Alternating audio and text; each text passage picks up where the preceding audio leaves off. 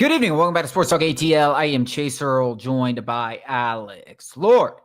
For the first time, and I don't know why we had to wait so long, but we can actually talk about some legitimate positive storylines surrounding the Braves. And listen, all I'm saying, they keep playing well. That Mets series, it might catch my attention at the end of the week where I'm like, if we sweep them, things could get a little bit interesting. But at the very least, we have legitimate good things to talk about when looking forward to 2026. I think it starts with Michael Harris. We talked about him enough. But what we've seen from Hurston Waldrep has been nothing short of remarkable, frankly. I mean, we talk about all these young pitchers and how taking the proverbial step, and it usually happens like that. It's like a couple of small adjustments, and then boom, you start getting some confidence at this level, and then the rest is history, providing that you can stay healthy. That's obviously a big if these days. But with Hurston Waldrep, he was a fastball, kind of had a slider, and then this ridiculous splitter. And his fastball was getting hammered, and he was having control problems. And a lot of that stems from confidence issues. When you're getting hammered, you're trying to be a little too perfect. Well, we went completely away from that fastball to a cutter sinker combination. And this is what you see. I mean, the guy is pitching with incredible confidence. It is allowing his splitter to work. And he looks like a stud.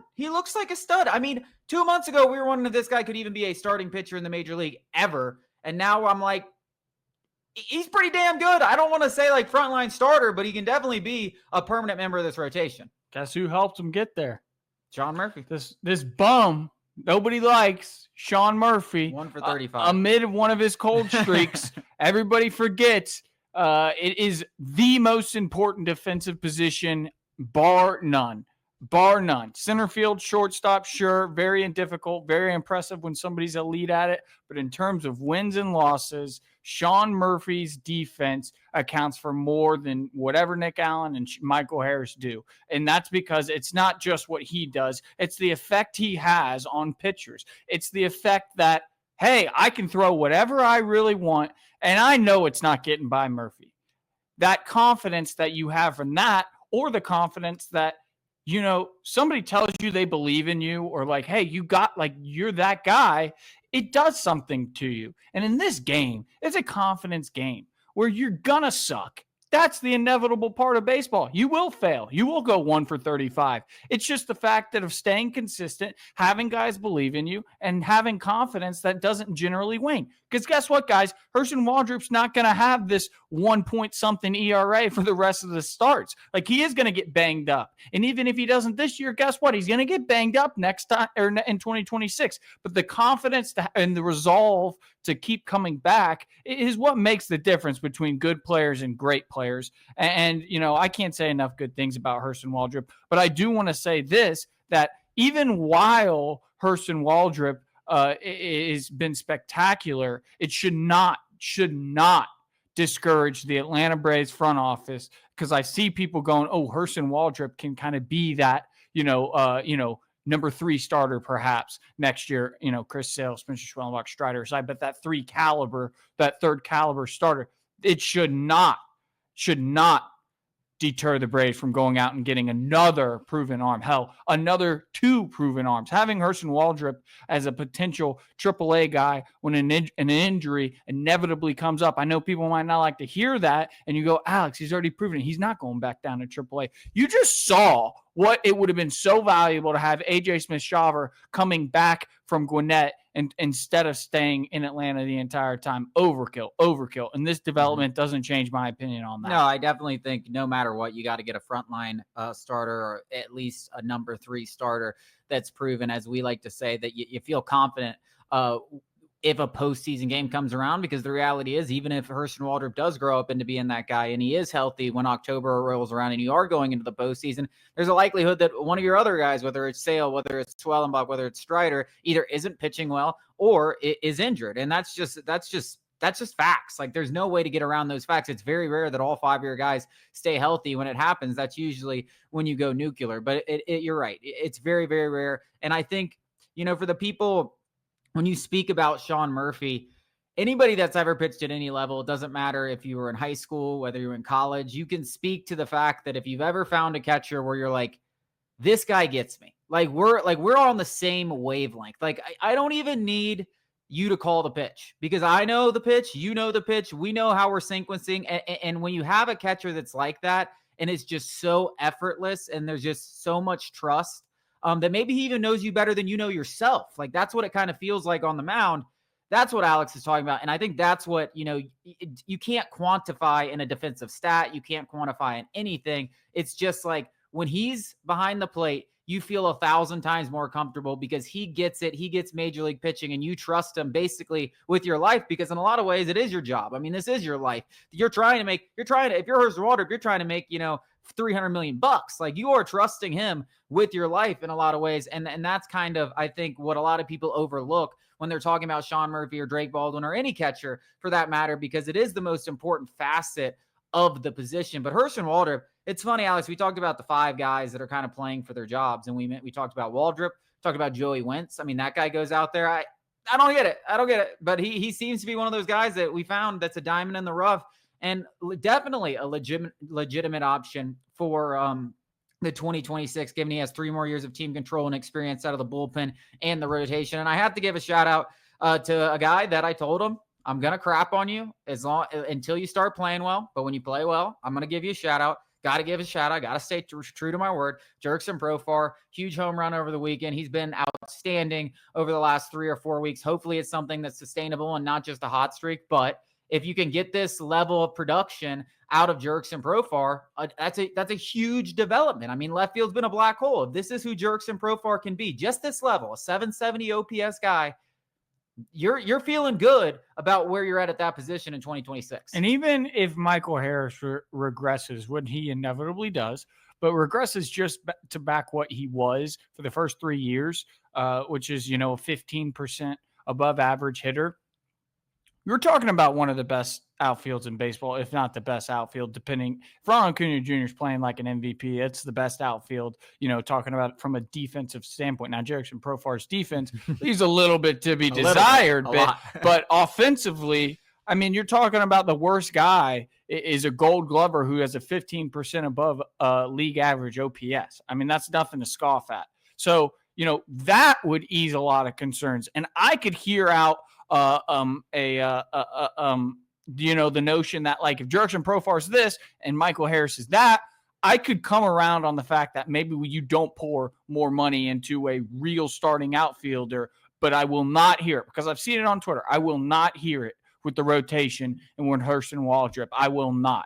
Yeah, I think that brings us to a good point to go to our next segment because there are a couple guys we talked about the guys that are under contract that are really exceeding expectations and making you feel, but what about a couple of guys that are on expiring contracts? A couple of guys that we thought that were going to be traded at the trade deadline. They've been 2 of the biggest pieces to this revival of the Braves in August. And is there a chance, Alex, we'll talk about it after the break, that the Braves decide to bring back one of them or both of them?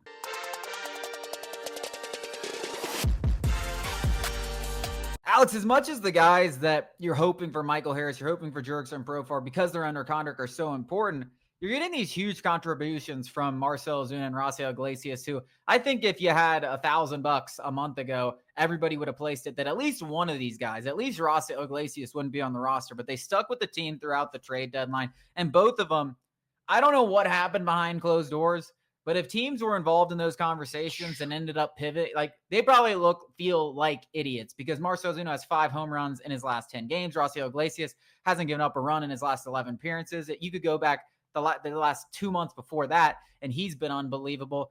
Do you think there's a chance that either one of these guys are in the Braves' plans moving forward as far as free agency goes this offseason? 100%. 100%. Because individually, you could make a case for either. I'd make a case stronger, and this might catch some people off guard. I don't know what you think. Marcell Ozuna, I think, is more likely to come back because Marcell Ozuna's struggles stem directly from an injury. They stem directly from an injury. And then right before the trade deadline, maybe right after, he said, I'm healthy. Now I'm just trying to find my timing and try and find my confidence. Looks like that happened. It seems, the hip may have healed itself. I don't know what it is, but this is a guy who has been over the last 2 prior to 2025 our best hitter that is even with, and obviously Ronald Acuna got hurt, but even with that MVP season, over those 2 seasons, 2.5 seasons, he was by far the Braves' best hitter. And, I think the injury plays the biggest part, where maybe you're worried about Iglesias, in terms of getting up there in age, and maybe you are with Ozuna as well. But I think that the Braves are leaning yes to Marcell Ozuna. He seems like the exact kind of guy who would take a shorter term deal. He's not going to make Kyle Schwarber money, in my opinion. No. If you're the Atlanta Braves, that cohesiveness, and I know people don't want to say the run it back, but you have this offense that we all thought was possible. And guess what? One of your 4 best hitters, 5 best hitters, maybe, is not even playing in Austin Riley. Like, this is the offense we were promised, the prince that was promised. This is the offense. If I'm Sale, Schwellenbach, and AJ Smith-Shaw or Grant Holmes, obviously they don't really care and think like this, but I'm just being ironic. Like, where the hell was this when we were out there, guys? I mean, Grant Holmes went like 4 outings in a row with going like 6 1/3, 6 2/3, giving up 1 run, 0 runs, 2 runs, and losing every time. And then even Iglesias, where a starter's looking at him like, all right, I gave you guys a comfortable lead. The offense is like, I gave you a comfortable lead, and then the bullpen blows it. Like, where was this the whole time? And obviously, it's too little, too late. Maybe not. But if you're talking 2026, I actually think there's a really good chance. Now, obviously, I think no matter what, you got to go and get a $20 million, maybe not 20, but somebody like the Kenley Jansen Iglesias adjacent, where it's like, we have 2 closers that we're comfortable with. And I think Iglesias could easily be brought back in that scenario. I'm on the other end of the spectrum in terms of which one I favor. I mean, listen, I would be open to both of them coming back. Obviously, a lot of it has to do with what kind of deals. I think both of them are going to be looking at 1-2-year deals max in the $10 million range. I couldn't imagine it. Maybe Marcell Ozuna gets like a 1-year, $15 million deal. I could see something like that. But as far as Raisel Iglesias, I see his ceiling at like 2 for $20. So I don't think either of these contracts are going to be outlandish, which is why I definitely think the Braves will be interested, because the patented 1-year team option. I mean, this is like, that's what they do, right? Like that. This is exactly who the Atlanta. So it's right in their wheelhouse. The only reason I lean Iglesias is because I think when you look at the DH position in Atlanta, I don't think Sean Murphy and Drake Baldwin by themselves are a viable DH. If you want to DH Drake Baldwin when he's not catching, yes, I think that's possible. Sean Murphy, his value is definitely when he's behind the plate. So I think you do need to find a DH, but I don't think you need to find a DH that solely is a DH. I think you need to find one that can play in the outfield. Like Kyle Schwarber, and I'm not saying you're going out to get Kyle Schwarber. I'm just using him as an example. As bad as he is defensively, at least you can put him out there. Like, you can't even put Ozuna in the outfield. Like, he hasn't played in the outfield and going on 3 years. Like, he's not going to play in the outfield. So that's not a thing. And when you look at Ronald Acuna, which we've talked about in the past, obviously he is playing right field right now.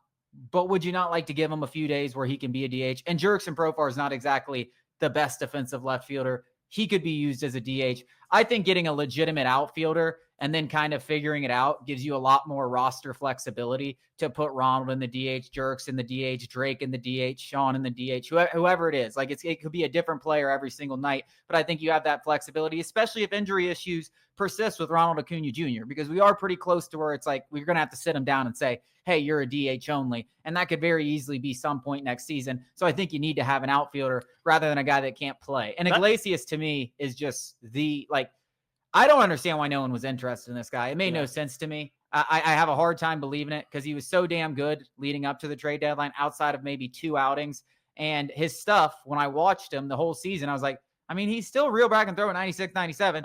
He still got. We saw it this weekend. Yeah. Now he was throwing 98 this weekend. Yeah. Like, he still got great stuff, and we need relievers abundantly. So I think the case, you just made my case that, like, Raisel Iglesias, let's say it's 2 for 20, 2 for 25. Ozuna, 2 for 30. Both of them first-year guaranteed, second-year team options. Now you're not essentially running it back, but you have so much money to spend on maybe a guy like, a starter, 2 starters, another closer. Raisel Iglesias is now your setup man. Like, that, in my mind, is like, and I hate the run it back crowd because I do kind of agree that like this team is better than it's been. Like for whatever reason, I know it was poorly constructed in some aspects, is the rotation and the bullpen, in my opinion, are going to take money to fix. It's not going to be we have Hurston Waldrop, we have, Dosbell Hernandez. Like that is not how it's going to be fixed. Whereas like the lineup, I think almost fixes it on its own. Whereas like maybe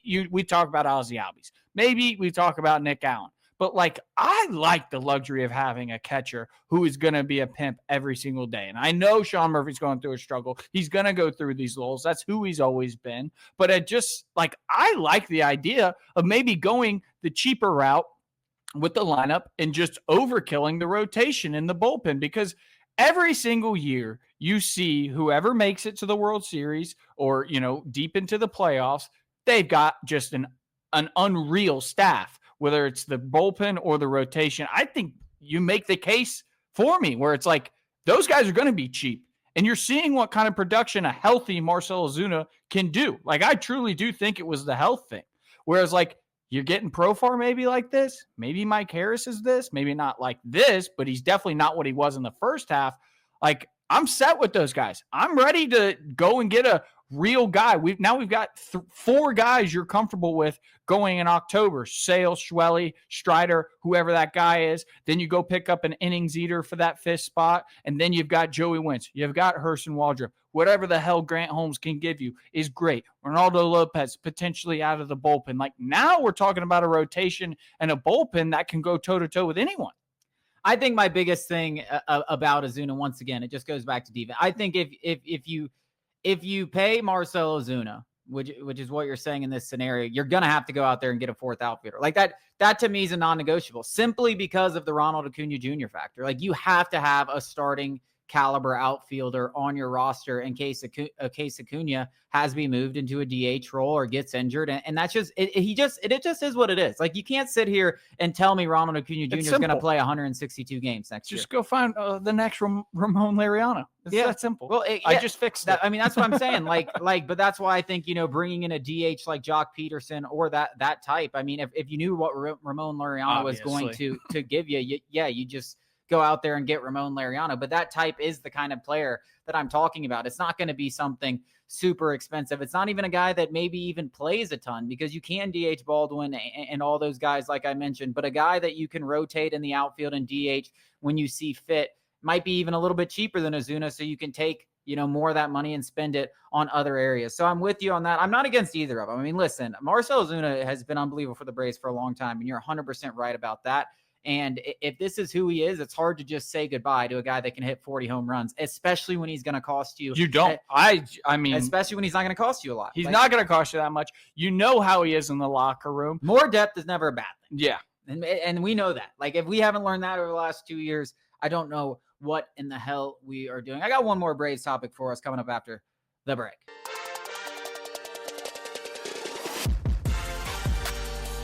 So Bob Nightingale of USA Today Sports reported that one of the worst kept secrets in baseball, which is crazy that it is a secret because I did not know this, is that the Arizona Diamondbacks will attempt to trade Ketel Marte this season. And the reason being is because he's a diva, and he named a couple examples, like he took a day off after the All-Star break and he didn't play in the last game of the season when they were fighting for their playoff lives. And those aren't great signs, but here's something that I will say about Ketel Marte.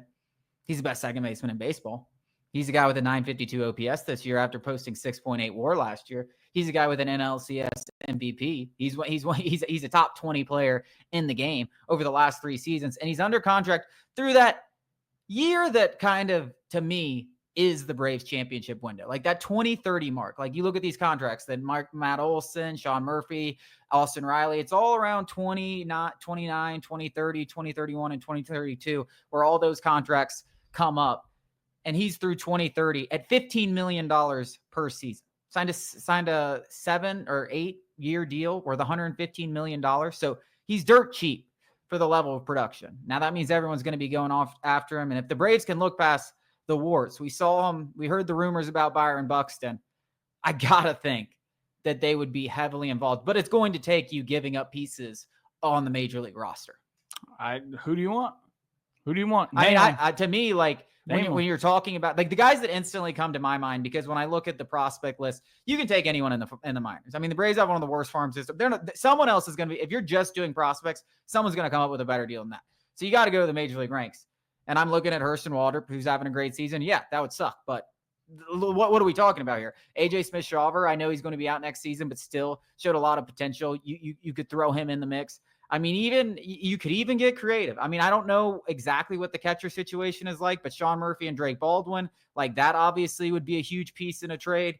You could even talk about Spencer Strider. Like for Ketel Marte, if they're fine with the diva concerns that the Arizona Diamondbacks are bringing to light, there's only a few guys that I'm like, nah, I'm good on the roster. Name them. I'm serious. I mean, this is a guy who is a difference maker in the most important part of the season, the postseason. I mean, this is a guy who is, a top 10 player in baseball when he's at his very best or borderline. And I think if you're looking at a team that can make a very enticing package, the Braves are at the top of the list. Now, obviously, I don't know what the Diamondbacks are looking for, but I don't know if they have somebody to replace him. And I know Ozzy Albies is not, of surplus value like Marte is, but he's even a guy where it's like, here's the cherry on top. You hate divas? Ozzy Albies is the best locker room guy you've ever seen. While he's not been good this season, he's absolutely a guy who's a bounce back candidate for half of what Marte costs. And in Ozzy's best season, he is of surplus value like not many players in this league, especially those who have signed extensions. So you're talking about Sean Murphy, who's an all-star catcher, Ozzy Albies, who's a tremendous bounce-back candidate, and then a guy like Hurston Waldrop, who has shown he could be a fixture, maybe not frontline starter, but certainly not back into the rotation starter. Obviously, I'm talking middle of the rotation guy. Who knows what he can be if he develops another offering. So I think if you're looking around the league, there's not many teams that can, kind of match that or beat that. And Sean Murphy is obviously the centerpiece. I mean, I don't know what their catcher situation is, but we're talking about one of a top 10 player at his position and Sean Murphy, a major league ready starting pitcher and a bounce back candidate to replace the guy you're trading away. So I haven't looked at the Diamondbacks roster either. I know they've traded away a ton of pieces. And when you look at it, this is basically either a full-blown mini rebuild or some level of rebuild. I mean, when they made a ton of trades at the trade deadline, I'm assuming they're going to continue to do that. Zach Gallen is becoming a free agent. So there's definitely some level of rebuild going on here. I don't know what exactly they'd be interested, but let me ask you this. Michael Harris, he's the centerpiece. Like what? And then what else? I mean, not Mike and Sean Murphy, surely. No. I'm saying he instead of Sean Murphy, because I don't know if they'd want Sean Murphy. They'd probably want Drake Baldwin. Like if I said the centerpiece of the deal would be Michael Harris or Drake Baldwin, you willing to part ways with one of those guys for Ketel Marte? Because I am, but I mean, listen, I'd be sick to my stomach doing Michael Harris. Yeah, Michael Harris. I have a soft spot for Michael Harris. I do too. I just think that he is, how old is Marte? 28 or something? 30. Yeah. I mean, Mike Harris is 24, 25. Listen, and I'm not saying he's going to ever become that guy, but like you're seeing what I've tried, like what a lot of Michael Harris defenders have been saying, like he's capable of this. He is capable. And I truly believe while people say, oh, he's a streak. I mean, before this year, he was a 280 hitter, career two. That's like literally the definition of not streaky. Like he is not a streaky hitter. He just has to put it all together. And health is, but that's only me projecting. Well, I project Mike Harris to be. That I like to look at this. One, I like to look at it from the other side. Like if I was the Arizona Diamondbacks and I'm like, all right, I'm rebuilding, like who do I want on this team? Well, I'm looking at Michael Harris and Drake Baldwin. Yeah, right? Like those two guys. Those are the two guys I'm looking at. Like I'm not looking at Sean Murphy. He's a great player, but I'm rebuilding. You're right. I'm looking at those two. And I think you look at this from the Braves perspective, right? If you could have packaged a trade at the trade deadline, which is a little bit like it's in the middle of this Michael Harris streak. But if you were able to package a trade at the trade deadline for Marte, for Michael Harris, I think they'd have done it in a snap of the fingers. Like, are 3 weeks going to change that? I don't know. But I think this is an interesting development because if I'm the other team, I'm looking at Michael Harris and Drake Baldwin. If I'm the Braves, I'm like, damn, Mike Harris just had a great 2 months. I don't know if I want to do that. But that's when like the hypothetical trades become realistic. When you're both just like, I feel like I'm losing. Yeah. That's like, kind of the good deal. Yeah. I mean, that's what I'm saying. Like you want something like that. And I agree. Ozzy Albies, yes, he's not surplus value right now. But listen, you're a rebuilding team. You take a flyer on Ozzy Albies, who, like you said, is the opposite of Marte and the clubhouse. He's going to teach all the young guys. He's going to bring a level of veteran presence, even though he's still pretty young. And guess what? He has a big second half.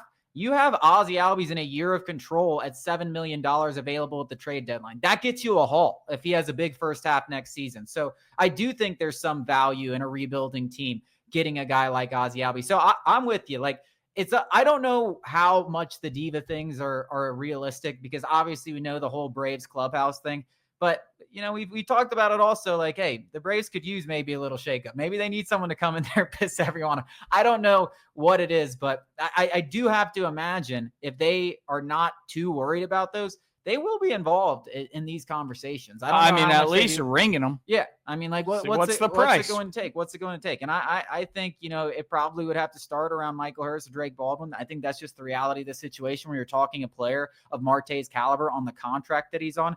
But it depends what other teams are offering as well. We're going to talk about the Falcons coming up after the break.